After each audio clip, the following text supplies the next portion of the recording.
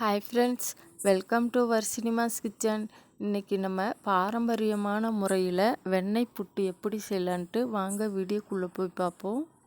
இந்த வெண்ணெய் புட்டு நம்ம பாட்டி காலத்து இனிப்பு வகையை சேர்ந்த ஒரு உணவு. இது செய்யறது ஈஸி, சாப்பிட அவ்வளோ சூப்பராக இருக்கும்.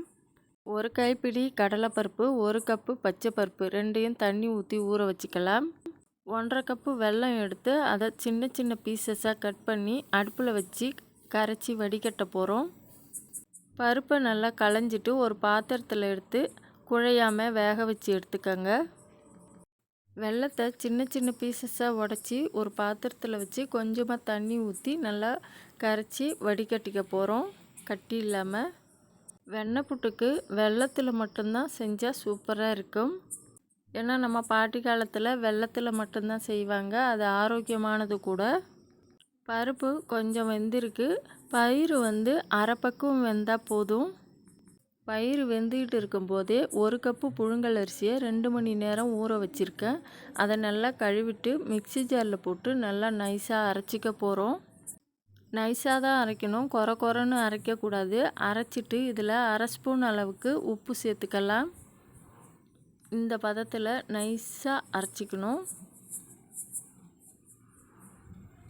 இதை நல்லா மிக்ஸ் பண்ணி வச்சுக்கலாம். நம்ம வெல்லம் சேர்த்துருக்கோம், அதில் கொஞ்சமாக உப்பு சேர்க்கறதால இனிப்பு சுவை எடுத்து காட்டும். வெல்லமும் கரைஞ்சிடுச்சு. இப்போது நான் 1 கப்பு அரிசிக்கு 2 கப்பு தண்ணியை நல்லா கொதிக்க வச்சுருக்கேன். இதில் 1 கப்பு அரிசி மாவை நல்லா அதில் சேர்த்துட்டு நல்லா கிளறி விட்ருங்க. அந்த கட்டித்தன்மை வர்ற மாதிரி நல்லா கிளறி விடணும். அடுப்பை சிம்மில் தான் வச்சுருக்கணும். அடுப்பை சிம்மில் வச்சுக்கிட்டு இந்த பக்குவம் வரணும். இந்த பக்குவம் வர்ற மாதிரி கிளறிட்டு நம்ம வேக வச்சு வச்சுருக்கிற பருப்பை இதில் சேர்த்து நல்லா கிளறி விட்டுறணும். பருப்பு சேர்க்கறதால அது ரொம்ப சுவையாக இருக்கும். நம்ம சாப்பிடும்போது அந்த பயிர் நம்ம பற்களில் கடிபடும்போது டேஸ்டியாக இருக்கும். இதுதான் பாரம்பரியமான முறையில் செய்கிற வெண்ணெய் புட்டு. வேக வச்ச பயிர் சேர்த்ததும் நல்லா மிக்ஸ் பண்ணி விடுங்க. நல்லா மிக்ஸ் ஆனதும் நம்ம கரைச்சி கொதிக்க வச்சுருக்கிற வெள்ளை கரைசலை ஒரு ஃபில்டரில் வடிகட்டி வெந்துக்கிட்டு இருக்கிற மாவில் சேர்த்து நல்லா கிளறி விட்ருங்க. இந்த மாவோடு வெள்ளை கரைசல் நல்லா சேர்ந்து கலவை நல்லா திக்கான பதத்துக்கு வரும்போது ஒரு 3/4 ஸ்பூன் அளவுக்கு ஏலக்காய் பவுட்ரு சேர்த்துக்கலாம். அதையும் நல்லா சேர்த்துக்கங்க. ஏலக்காய் பவுட்ரு சேர்க்கும்போது நல்ல மணமாக வரும். பாத்திரத்தில் ஒட்டாமல் வரணும். அந்த ஸ்டேஜ்லேயும் நம்ம கிளறி விட்டுக்கிட்டே இருக்கணும். அடுப்பு சிம்மில் தான் இருக்கணும். இப்போ 1 கப்பு தேங்காய், துருவிய தேங்காய் எடுத்து நல்லா பொன்னிறமாக வறுத்து இந்த கலவையில் சேர்த்து நல்லா மிக்ஸ் பண்ணி விடுங்க. தேங்காயை வறுத்து சேர்க்கும்போது அந்த வெண்ணெய் புட்டோட மனம் சூப்பராக இருக்கும். எல்லாம் ஒன்று திரண்டு கலந்து வரணும். 1 நிமிஷத்துக்கு விட்டு 1 நிமிஷத்துக்கு பிறகு நம்ம நல்லா கிளறி விட்டுறணும். அடுப்பு சிம்மில் மட்டும்தான் இருக்கணும். நம்ம கரண்டியால் வெண்ணெய் புட்டை அள்ளும் போது கீழே விழக்கூடாது. அந்த பக்குவம் வந்ததும் அடுப்பை நிறுத்திடணும். இப்போது நான் கொட்டாங்குச்சி எடுத்திருக்கேன். அதை நல்லா கழுவிட்டு அதில் 2 கரண்டி மொண்டு ஊற்றிக்கிறேன்.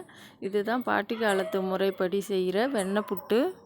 அப்படி கொட்டாங்குச்சி உங்களுக்கு கிடைக்கலன்னா கிண்ணம், டம்ளர் இந்த மாதிரி பிளேட்லலாம் ஊற்றி வச்சுக்கிட்டிங்கன்னா நல்லா ஆறுனதும் அப்படியே தலைக்கீழாக கவுத்து தட்டும்போது அதே ஷேப்பில் நம்மளுக்கு விழும்.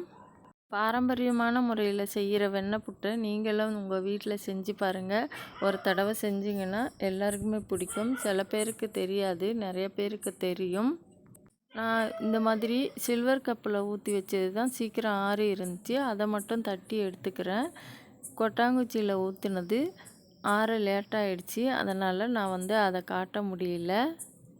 இந்த மாதிரி நீங்களும் செஞ்சு பார்த்துட்டு எப்படி இருந்துச்சுன்ட்டு கமெண்ட்டில் சொல்லுங்கள்.